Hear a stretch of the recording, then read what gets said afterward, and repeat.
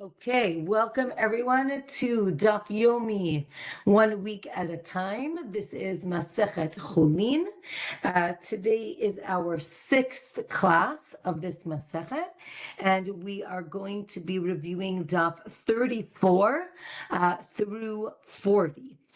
So last time we mentioned that we had a Mishnah that said that if no blood came out of when they did shechita. So then, when the person's hands touch the animal, it does not make it impure. And today we're going to talk a lot about impurity and purity. So maybe I'll just share. Hold on 1 second. Let me see if I still have. Let me see. I used to have I can't see it right now.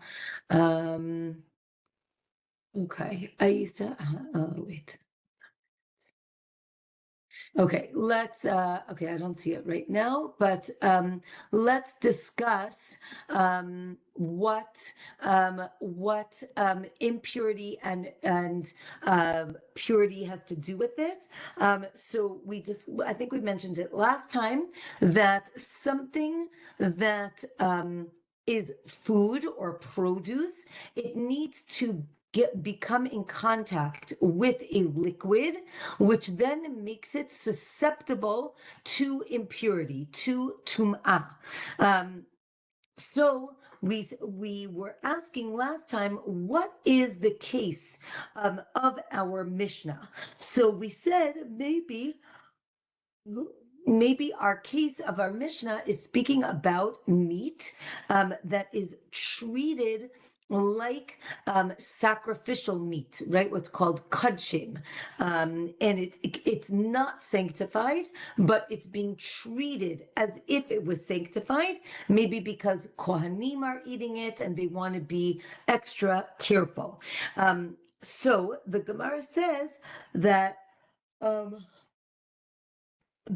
we're speaking about meat, therefore it can't be that we're talking about Chullin that is, something mundane that's treated like truma, right? That would not be the case. Rather, it would have to be like sacrificial meat, like kudshim.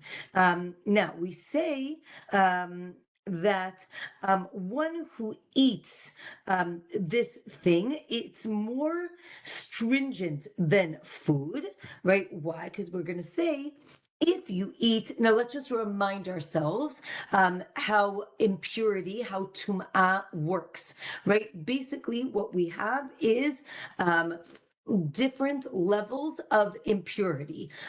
Therefore, if a person is what's called a rishon, like we'll call it first degree of impurity. So then what they pass on would then become a sheni, right? Second degree.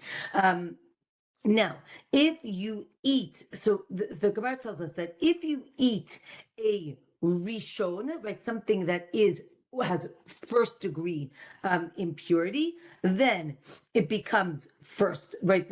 It becomes a first degree.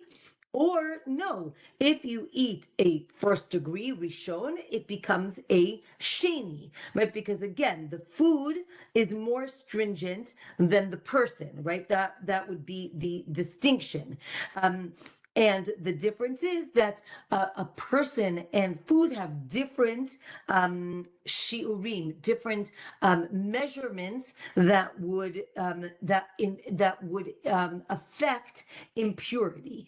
The Gemara says, well, we don't necessarily learn impurity, tum'ah, from the shear, from the measurement or the amount. We do learn from different levels of impurity, as we said, rishon, sheni, right? First degree, second degree. Now, we know that a sheni, a second degree, can make something else a sheni, right? So if an impurity that touches food that is wet, so then the liquid, again, if the original thing is again, if it's a sheni, but the liquid then becomes a rishon, first degree, and then the food becomes a sheni, right? Everything gets bumped down a level. Let's say a person eats a shlishi, right? A third degree. So which is with truma. So the person becomes a sheni. It goes actually up. And this is unique only with truma. With also, this is also the case if we're talking about regular meat, right, chulin, but it's treated like it's a sacrifice, right? It's called chulin, that's treated like kodesh. It would be the same case. If you eat a shlishi of this chulin, right? Again, this mundane thing, but it's being treated like it's like it's truma. So then the person becomes a shlishi. Okay, so it maintains the same level. Now, again, so then the Gemara explains again a rishon, right, first degree of chulin, of meat that's mundane, if it is, right, if it is impure, and it can transmit the impurity, right? In Hebrew, we say it is tameh u'metameh, right? It transmits the impurity. A sheni, a second degree, is impure, it's tameh, but we say it's pasul, meaning it doesn't transmit beyond being a secondary tum'ah, a sheni. That's with chulin. But a shlishi, this is it could be eaten with truma spices because they won't eat, again, now in general, a truma would be affected by this shlishi, but if we're talking about spices, there's not going to be the amount, the measurement, the shi'ur of these spices right, there's not going to be enough of it in the food, and therefore it would not be a problem.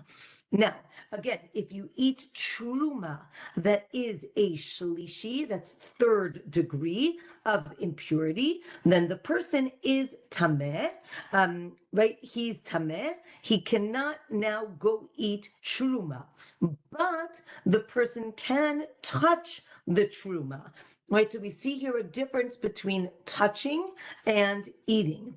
If a person ate chulin, again, mundane meat, that was a shlishi, that was third degree, but it was being treated like sacrificial meat, right, kudshim. So then he could eat kudshim after that, because nothing can make a revi'i, a fourth degree, except for actual sacrificial meat. But since this is not the case, so then the person would be able to eat the meat.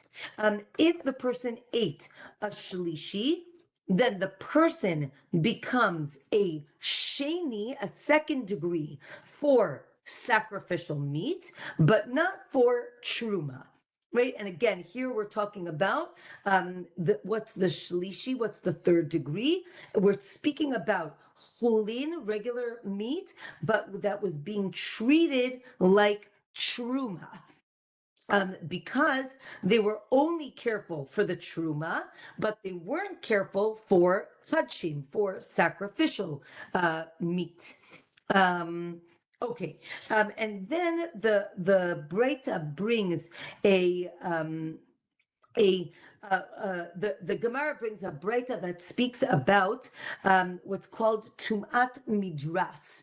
Tumat Midras is a higher level of impurity that is generally for a person who is a zav or a zava or a nida, right? Someone who had a bodily emission that made them impure. And basically what they're saying is that different groups become relative to one another, meaning the clothing of an am haaretz, a person who is not so careful with impurity, is considered impure for someone who is careful about impurity. And the same thing, the clothing of someone who's careful about tum'ah, but is a regular Yisrael, versus a Kohen, right? A Kohen is a priest or a family of priests are going to be much more careful with their clothing.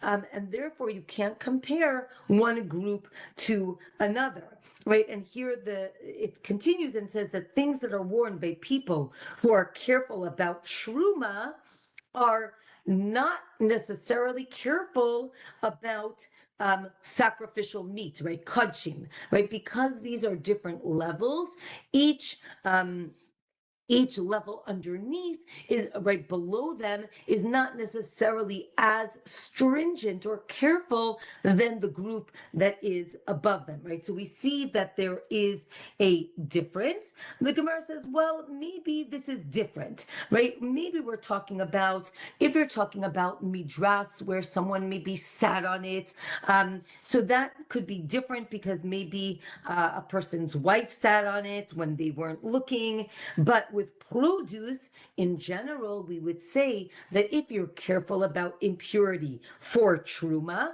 you're also careful about kachim, meaning careful is careful. And then the Gemara says, no, that's not necessarily the case. What about an am haaretz, again, someone who is not careful about halacha, about Jewish law? They are generally trusted about kudshim. Again, as we said,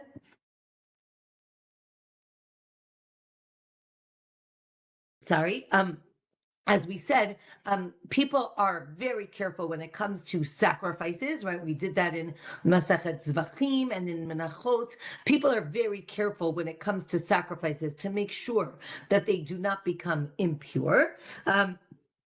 So if an am haaretz says that something is pure, right? When we're talking about kudshim, we believe them, but not truma, right?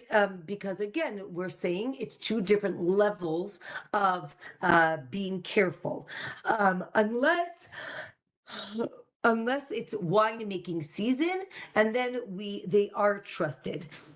If a person says that there is kudshim, right, something that is sanctified in this barrel, we believe the person, even if there's also truma in the barrel.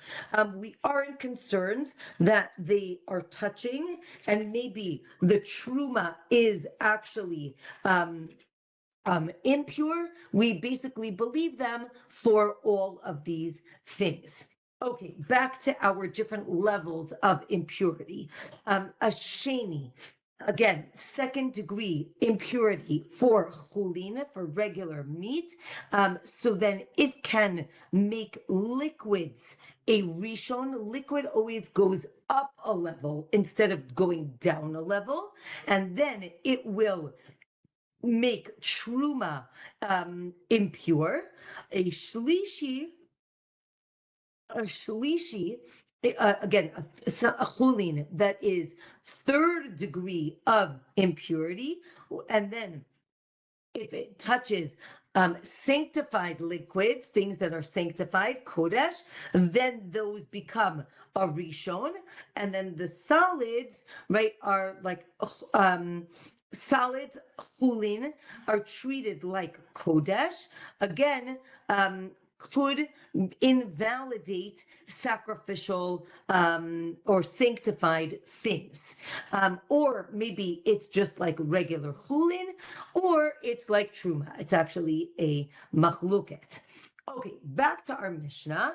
Rabbi Shimon said, even if it didn't bleed, the animal didn't bleed, the meat is susceptible to impurity. Now, why? Because he holds that the thing that makes the meat susceptible to impurity is actually the shechita and not the blood. Or another opinion is it's also shechita, but also the blood. Now, the blood from a dead animal does not make food or meat susceptible to impurity. And the Gemara says, if that's the case, so therefore blood from shechita does make it susceptible. So the Gemara says, no, not necessarily. If you killed an animal, the blood is machshir. It does make the food susceptible to impurity. But if it died by itself, then it would not make the animal susceptible to impurity. Blood from the wound of an animal, again, does not make the animal susceptible to tum'ah. But again, if you killed it, then it does. Okay, and this is learned from a verse that blood is like a beverage. Therefore, on the Daf 36, right, blood from an invalid sacrifice, what's called psulei mukdashim. So the blood from that is permitted to get benefit from, because again, that animal is now invalid to be a sacrifice.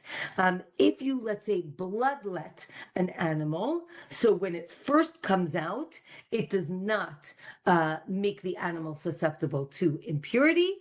It is not seen as a beverage, as a liquid.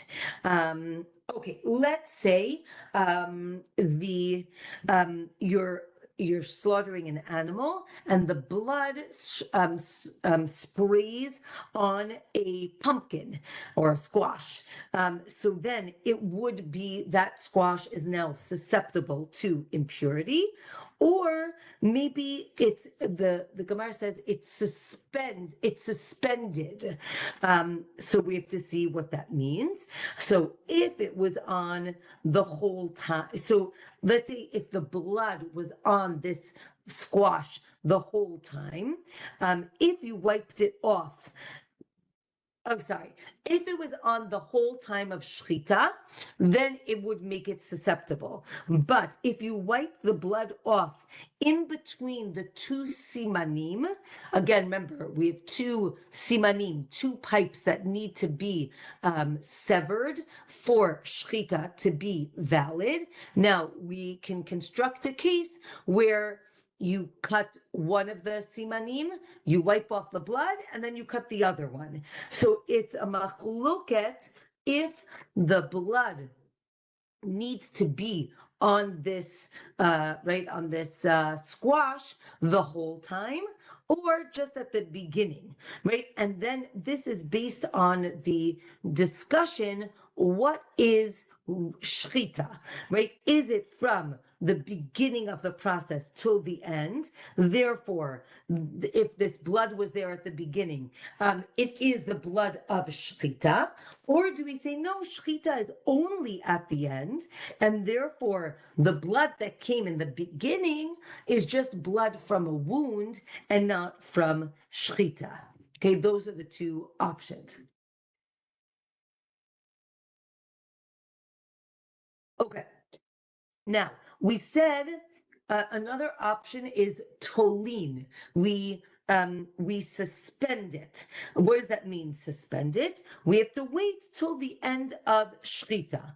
If the blood is still there, so then it becomes susceptible to tumah.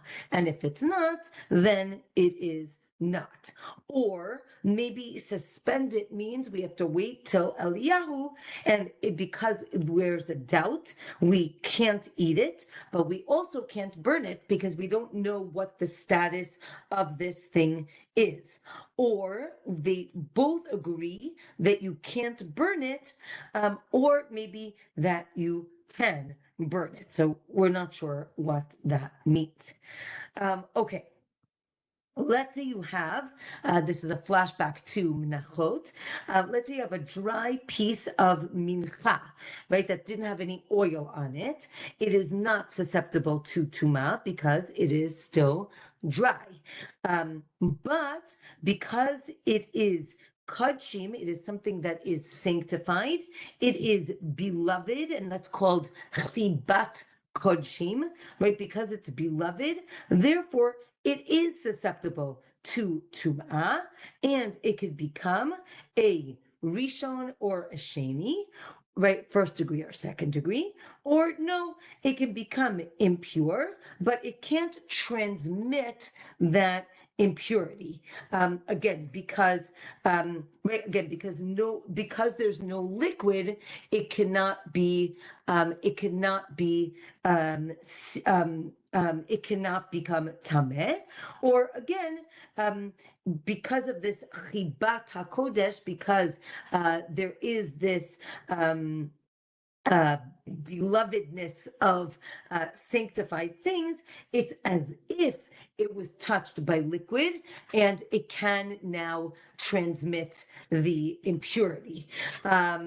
Okay, right, there's two verses, one for impurity from a dead body, and one for impurity from a creature, from a sheretz. And both are needed for this. Okay, we say that shechita makes the meat susceptible to impurity,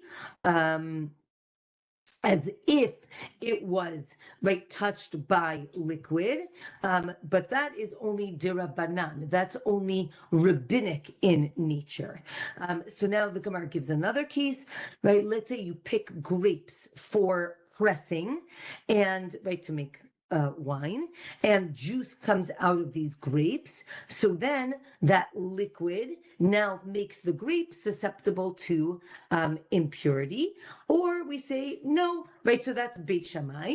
Or no, Hillel says that it would not, but he doesn't want this, right? But because he doesn't want this juice right now, therefore it's only rabbinic and not deoraita, not from the Torah.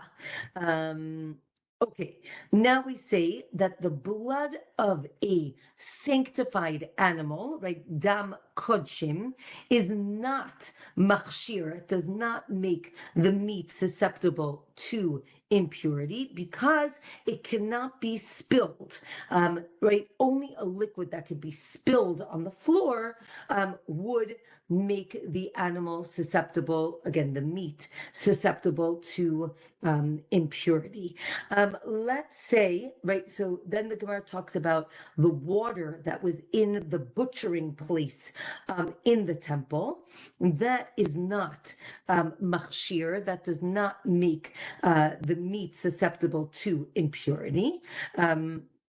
No, right. Also, let's say you had a cow that was going to be a shlamim, right? It's going to be a peace offering, and you walked the cow through a river, and then it got wet, and then you slaughter the animal. So the water that's on the animal can now machshir, can now make this animal susceptible to impurity.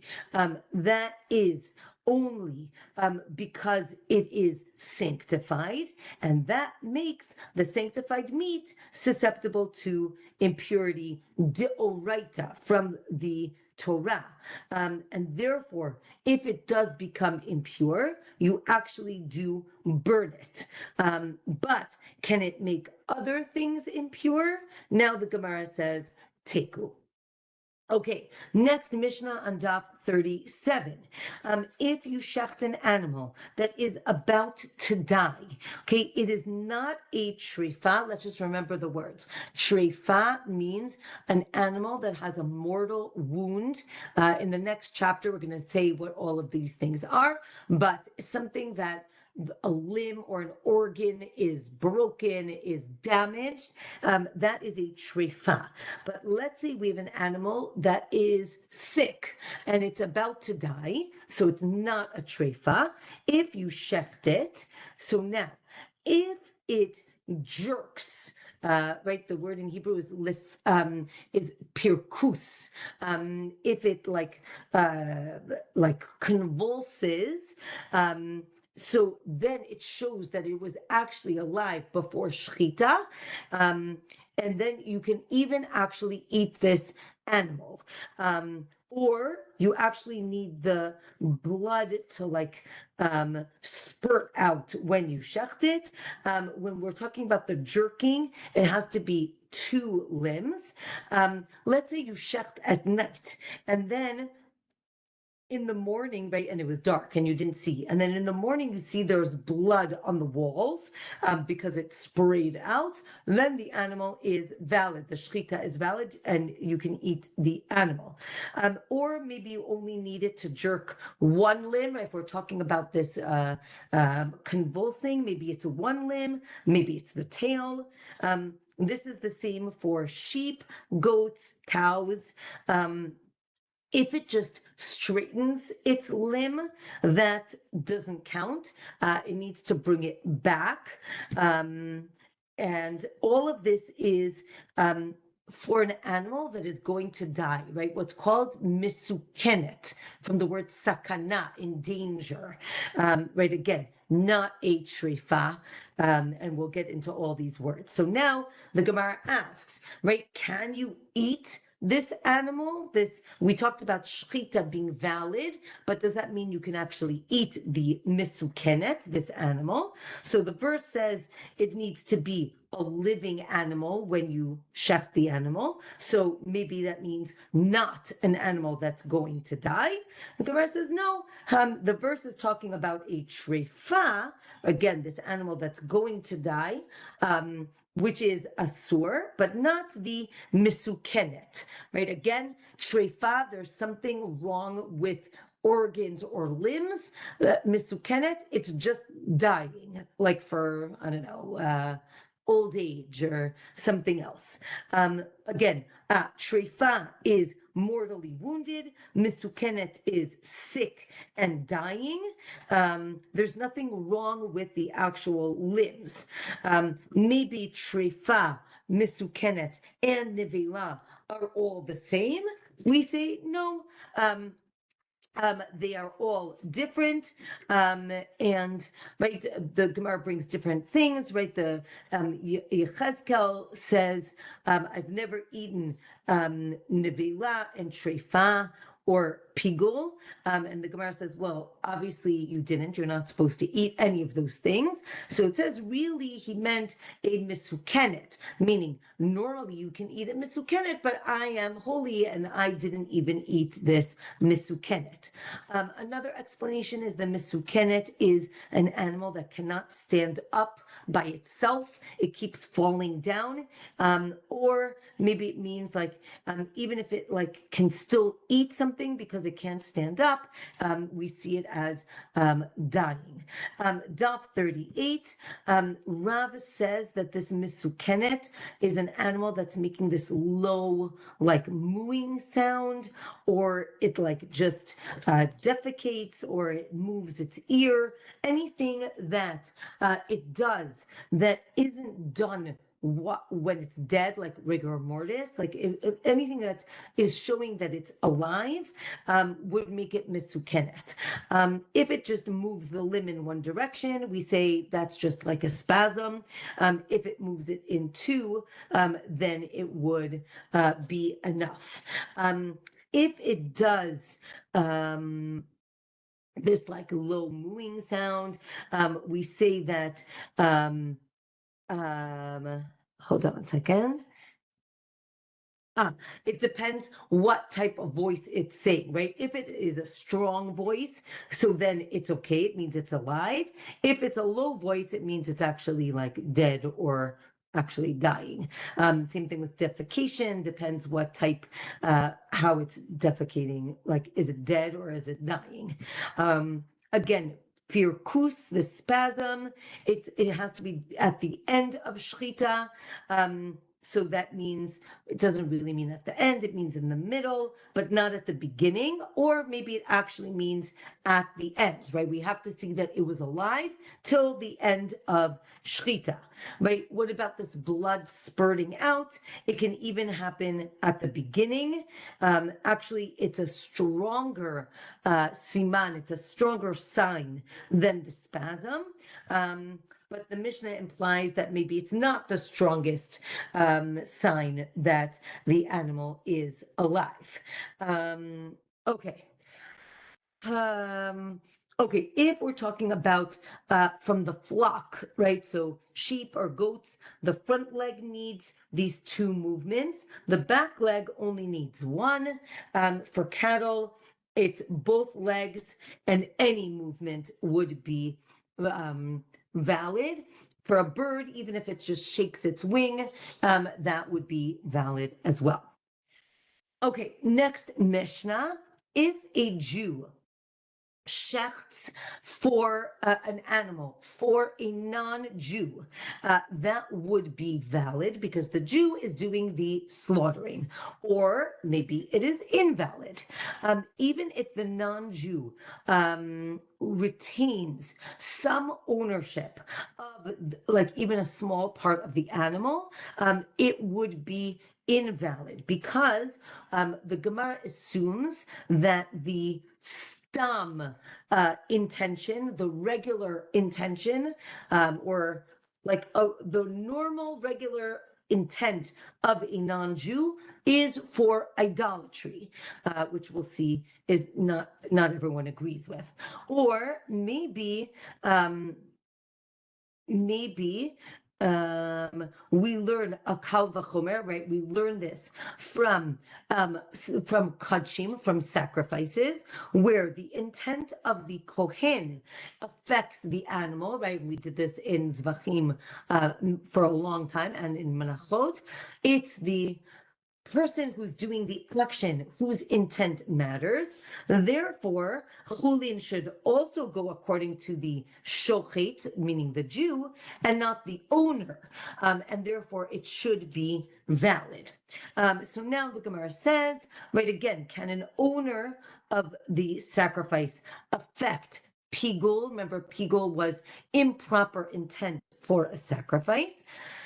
So we say, right, if you hear the non-Jewish owner say it's for an idol, then obviously everyone agrees it's invalid. But if we didn't hear him say anything, maybe it would be valid. Or it's always his intent. He's always thinking about idolatry. Or maybe the opposite. Even if he says it, it's still valid because we go according to the person who is shechting, meaning the Jew, and not the owner, right? So again, that's the question. What do we go according to? Okay, dot 39. Sorry, 1 second. Okay. Dot 39. If the Jew shechts the animal with intent to eat it, but to throw, right, again, the Jew is just shechting the animal. He wants to eat the meat, but he also has intent to to sprinkle the blood for idolatry, or burn the fats for idolatry. The animal is invalid, or maybe it is valid. Why? Here we're going to say, can intent during one service, one action, but having intent about another action, right? Can that affect the animal? Again, right? We are slaughtering the animal to eat the meat, but I'm going to take the blood and use it for idolatry. Now, when you're slaughtering the animal, that has nothing to do with the sprinkling of the blood. So can my intent during this action, about another action, does that mess the animal up? So again, that is the machloket. And there is a similar machloket when dealing with sacrifices, right? In terms of pigul, in terms of different intent. So the Mishnah said that intent does not invalidate the chulin, regular animals, but it does for idolatry, right? Therefore it means that intent during one action about another service does not invalidate the animal. And you only look at shechita, intent during shechita, right? So if you're shechting the animal for idolatry, right? So you're actually slaughtering it in mind for that this animal is for idolatry, that is problematic. But thinking about the next service while you're still doing the service before would not be an invalidating factor. Okay, let's say, again, we know that there are four main avodot, right? Four main services, and intent is important. But with chulin, there's only, right, two avodot that count, and only the shochet's intent, right? Not the owner.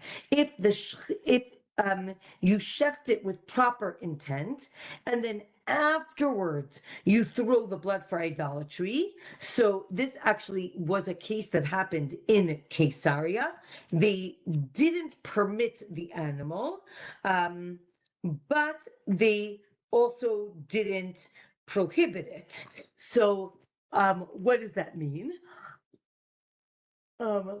We say, right, with the Jew, maybe it's the end, right? Again, the intent happened after shechita. Maybe we say, oh, the intent after shechita proves what they were thinking about at the beginning, and therefore it's invalid.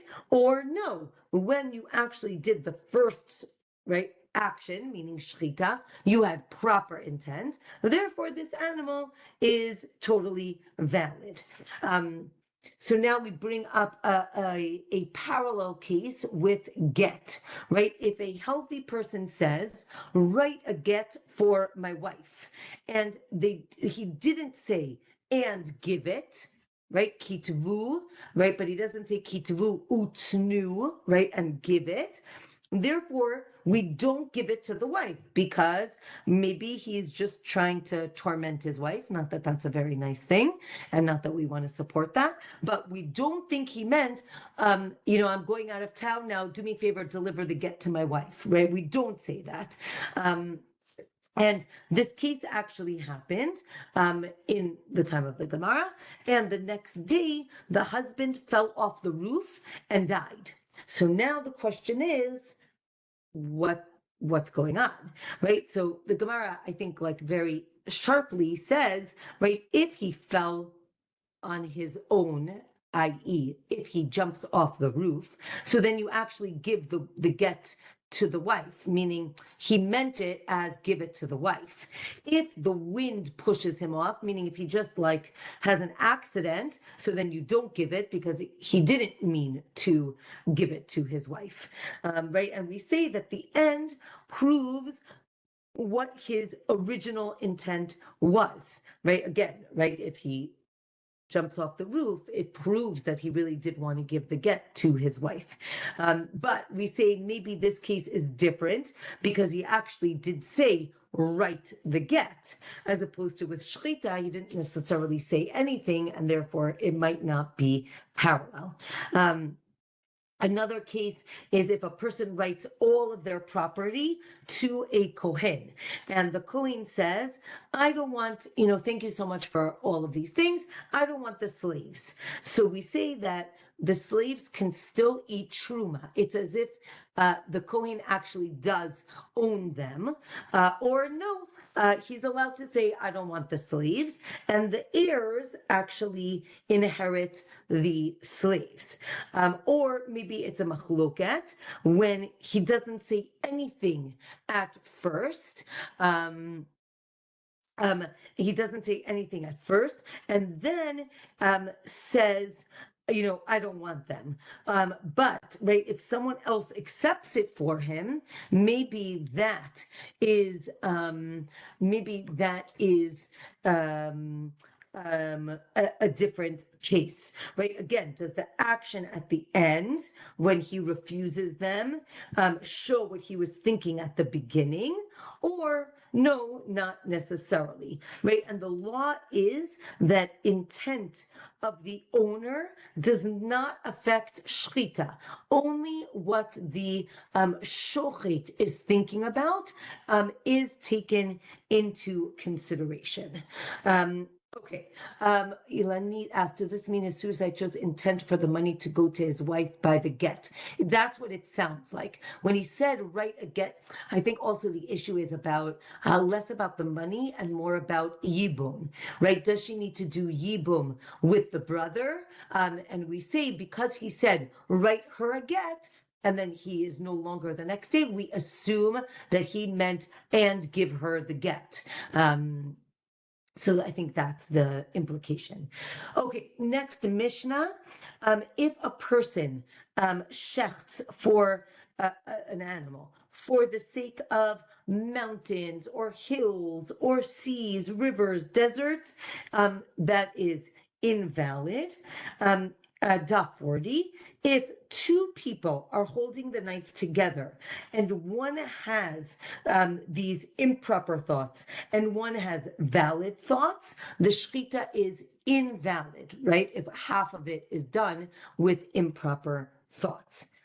Okay, so now the Gemara explains, what does it mean that the shechita is invalid if you're thinking about the mountains and the stars and the sky and things like that? So the shechita is invalid, but the animal is still permitted for benefit. We don't say that this was an animal that was sacrificed for idolatry. Now, another Breita says that if you slaughter it for mountains, rivers, etc., it is seen as idolatry. So what's the difference? So the Gemara says that when the person is worshiping the spirit of the mountain or the spirit of the river, that is idolatry. And it's invalid, an invalid shechita. But our Mishnah is that you're actually worshiping the mountain itself. And we've learned this before. You cannot make mountains, things that are connected to the ground, into idols. That's not, it doesn't make the animal invalid. Okay, next case. Your friend's animal was crouching in front of an idol, and then you decide that you're going to shecht it for idolatry. Now, we say you cannot make another person's animal prohibited because of idolatry. You can mess up your own things, you can't mess up other people's things. But here, because you actually did an action, it does become prohibited. So too with the mountain, right? If you dig dirt out of the mountain, then that could be idolatry.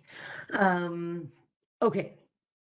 If a person sacrifices a sin offering, a chatat, outside of the temple of the Beit HaMikdash on Shabbat for idolatry, they're trying to cover all their bases and basically do the worst thing that they could do with this animal.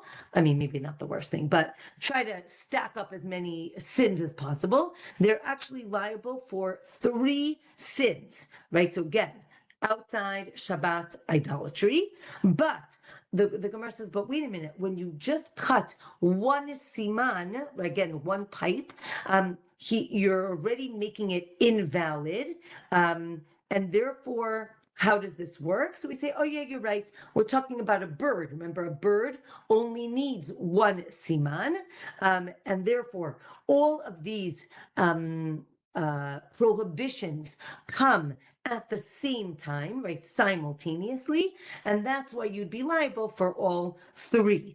Now the Gemara says, what type of action do you need? Does it need to be full, complete shechita, or maybe just a small cut? So we say that even a small cut would be an issue. Okay.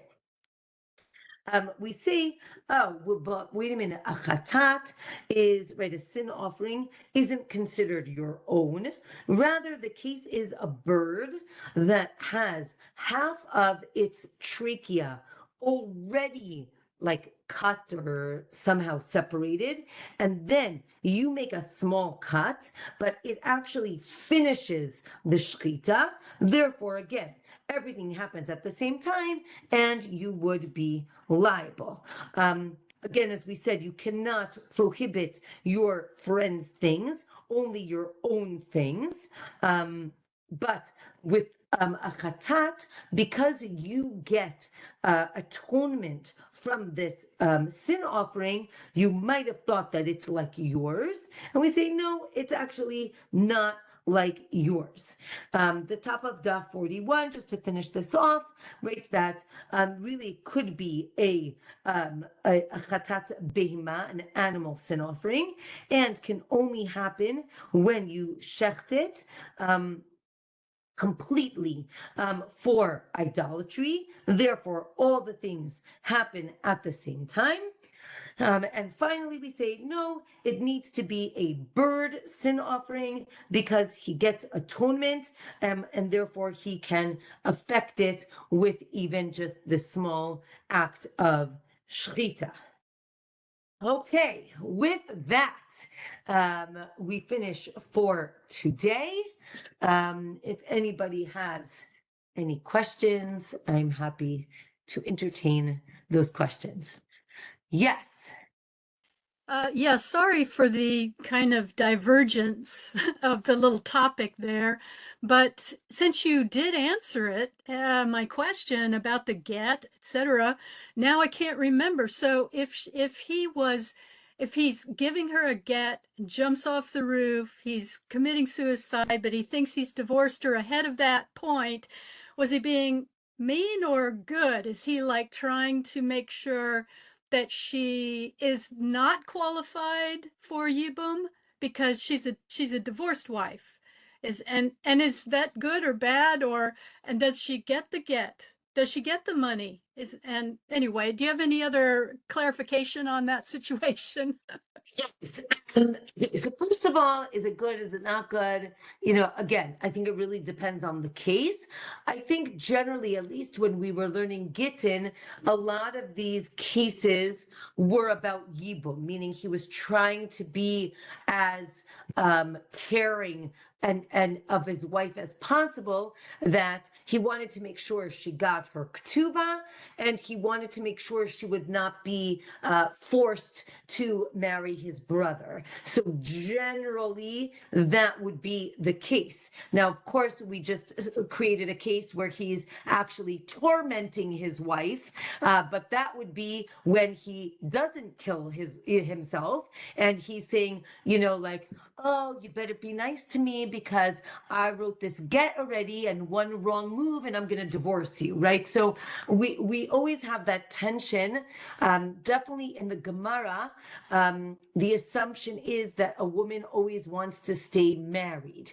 Therefore, the threat of divorce is a threat. It's scary. It's a torment. The flip side of the case is if he's actually going to die, giving the get, and if you remember when we did Gittin, we always talked about you can't give a get once you're dead. So that's saying it was retroactive. A lot of these like end of life gets are there to protect the woman and not to torment her. But Thank you. That's so helpful. And But so there's go also ahead. another scenario. Sorry, that she if she's divorced as opposed to being widowed, she's then asuad lekohen. Right, So that's another issue. right, And right. so like when David, I think was this initiated by David's army. David had all his soldiers write a get ahead of time. So if they didn't come back, it would not be a hardship on the yeah. Do you have Exactly. any idea if anyone still does that when they go off to war? I think that there were a lot of cases on 9/11 that Yeah. There's a whole book about that, actually. yeah, that while the building was burning, the men who called their wives and said, "Listen, I'm going to jump now or whatever. Um, I don't know if they'll find my body. I don't know, what's going to be." And for her to prevent her from being an aguna, he was informing her that she's released, and yeah, Yeah, it's crazy. yeah. Wow. Yeah, there's actually a book. My husband is in that book actually about like halachic questions or things that came up after 9/11.